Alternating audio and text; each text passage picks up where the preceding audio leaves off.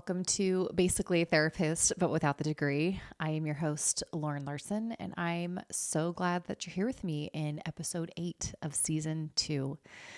And we are talking about something that I am rather passionate about, so might get a little hot and bothered later, but I want to start out with a question. Have you ever tried to help someone and it just didn't help? You show up, you give advice, you send the money, you go out of your way to make things easier, and then here they are, right back where they started, asking for the very same thing again. And maybe at some point you realize, wait a second, hold on. This isn't actually changing anything. In fact, I think maybe I'm enabling the same behavior to happen over and over and over again. And that realization can feel heavy, especially if it's someone you love. You might even feel guilty. Like, am I being selfish if I stop helping? Am I abandoning them? What if they get mad at me? If that sounds familiar, you are exactly where you need to be right now. Because today we're talking about how Jesus models helping without enabling. And here's the really great news. Jesus shows us how to care deeply while speaking truthfully, setting healthy boundaries, and empowering people to change. And he does that without carrying the weight of their choices on our backs. So grab your little beverage, whether it's like a little iced coffee, settle in, and let's dive into this. So one of the first stories I want to point out in the Bible is the man at the pool of Bethesda, and that can be found in John 5. And this man was an invalid for like 38 years. 38 years. I'm 39. Like, I can't imagine. And he had likely tried every possible option, waited on other people, maybe even lost hope that things would ever change for him. And then in walks Jesus. And now if it were me, like if I were Jesus, I'd probably go into like superhero mode and be like, boom, you're healed. Don't worry. But if you read the story, Jesus doesn't do that. He asks a question. And he asks the man, do you want to get well? And why does that question matter? Why is that so important? And it's because not everyone who's in pain actually wants healing. Sometimes pain is familiar. Sometimes dysfunction is comfortable. And sometimes change feels scarier than the actual healing. Sometimes change feels scarier than just staying stuck. And Jesus doesn't force healing on this man in John 5. He invites him into it. And then he adds accountability to it. After he heals him, stop sinning or something worse may happen. And that's not Jesus being mean or harsh. That's Jesus saying, you have a part to play in your healing. Don't go back to what broke you. And that is so important for us. Sometimes we rush in to fix people before they've actually decided what they want and that they want to change. And that leads to frustration for both of us, right? Like, so here's a practical step I want to provide you is next time you feel the urge to rescue someone, pause and ask, do they actually want things to be different? Do they actually want change? Are they willing to take responsibility for their part? Or am I trying to drag them somewhere they aren't ready to go? And if they aren't ready, you can love them where they are, how they are, but you don't have to carry them. Because healing, changing is an inside job. Nobody can do it for you, and you can't do it for anybody else. So let's hop over to another story in the Bible. This one is found in Matthew 14, and that's when they are feeding the 5,000. And the disciples come up to Jesus and they're like, we got a lot of people here. It's late. They're hungry. We don't have food. Let's just send them on their way. And Jesus says, feed them. And I love this because Jesus is teaching them to take ownership of the problem right in front of them. He could have just waved his hand or snapped his fingers and made food appear, right? He can do whatever he wants. But he invited them into the miracle. He invited them into the process. So he has them gather what they have, 5 loaves, 2 fish, and then he multiplies it. And this is such a beautiful picture of partnership with God. And for us, when we're helping others, are we just handing them solutions? Are we equipping them to bring their loaves and fish to the table? And, maybe this could be you, but let's say you have a friend who's always short on money, and instead of sending another $100, what if you sit with them and help them build a budget or walk through how to apply for, I don't know, programs or whatever that looks like, or even just asking, what steps are you taking to get on top of this situation? Like, what are you doing to make sure this isn't happening anymore? Like, that's empowering. That's inviting them into the process rather than like continually just sending money. Because when you're continually just sending money or continually just bailing them out, they're not learning responsibility.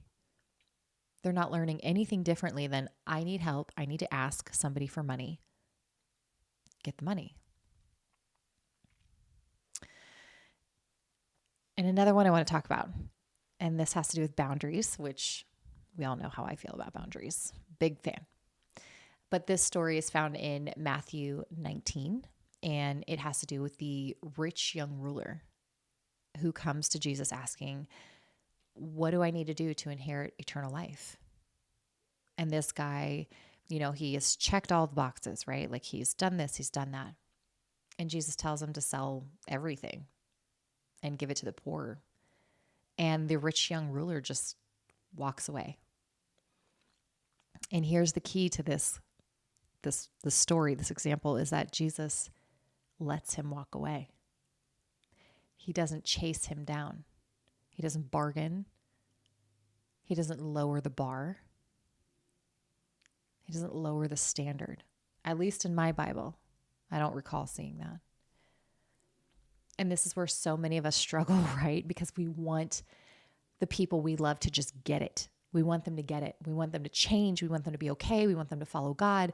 We want them to experience the freedom that we have. We want them to experience just life change and freedom and all of this stuff and transformation, but we can't force it. And boundaries aren't about controlling someone else's behavior. Boundaries aren't about the other person. They're about you. They're about clarifying what we will and what we will not do. And sometimes that means stepping back and saying, I love you, and I can't rescue you from the consequences of your choices. I can't keep showing up the way that I have been. And that's hard. But it's also extremely freeing. And then there's the woman that's caught in adultery in John 8. The Pharisees literally grab her out of the act of adultery and throw her like in the public square, like ready to shame her, stone her, kill her. And they throw her in front of Jesus, and Jesus says, I don't condemn you. And that's grace. Like, he chose not to shame her. He chose not to condemn her. He chose not to throw a stone at her. But he also says, go and leave your life of sin. And that's truth. And that's how truth and grace can marry. Because grace without truth leaves people stuck. And truth without grace leaves people crushed. You know, this is where we need to ask, in my relationships, do I lean too hard on grace, like excusing behavior, tolerating mistreatment, or do I lean too hard on the truth, which is delivering tough love with like no compassion whatsoever and being judgmental and critical? And Jesus shows us the balance so beautifully, that grace protects dignity and truth calls people higher. And I think that that's just a beautiful like parallel of how we can marry grace and truth, grace and boundaries. We should never compromise truth for grace. They can both coexist at the same time. And it's a beautiful thing. And if you don't know how to do that, this is something that I have felt called by God to talk about more. And quite frankly, I haven't done it. But I find that this is a really normal question, feeling, conversation that people, at least people around me, have, is that what does it look like to have boundaries and grace? How much grace is too much grace? And, on the other side of things too. And it's such an interesting thing. But I think if we just open the Bible, we can see exactly how Jesus did it. He didn't shame or judge or condemn, but he did tell them, stop doing what you're doing. Don't sin anymore. Leave your life of sin. And we can do that too. And then finally, this is one of my favorite stories, the Samaritan woman at the well. She came to the well in the middle of the day, in the heat of the day, so that she could avoid the group of women that normally go at the first light of day, when it's cooler, so that she wouldn't feel the shame and the judgment from them, right? So she comes in the middle of the day where nobody's there, but Jesus is there. And she came for water, but Jesus addressed something deeper. He addressed her thirst, but her soul's thirst, right? And this is so important because a lot of what we call quote unquote helping is just surface level. Sometimes we're so busy fixing the external that we forget the deeper need is spiritual. People need identity. People need hope. People need purpose. They need the living water Jesus offers. And for ourselves, we need to check our motives. Are we helping because we're led by the Spirit? Or are we helping because we're afraid of what will happen if we say no? And those are two very different intentions, two very different motives. So let's get super practical for a moment because, I like practical steps. I like practical advice. I like to know what to do. I like steps. So here are a few ways you can shift from, if you find yourself in an enabling position, where you can shift from enabling to empowering. And one of these questions is to ask clarifying questions. What do you want to see happen? What step are you willing to take? Like, these are questions that we can ask to shift from enabling to empowering. And then another practical step is to pause before you say yes. Give yourself permission to pray, to reflect, to think on it, and to see if this is yours to carry. I don't know who needs to hear this, but you don't have to provide a response right away. Okay? I think we've conditioned people to expect a quick response from us, and that's not it. It's not it at all. You can pause. You can say, let me think about this and I'll get back to you on that. And that's okay. That is a boundary. Another one is to offer support rather than rescue. So this looks like saying, like, I'll encourage you in this.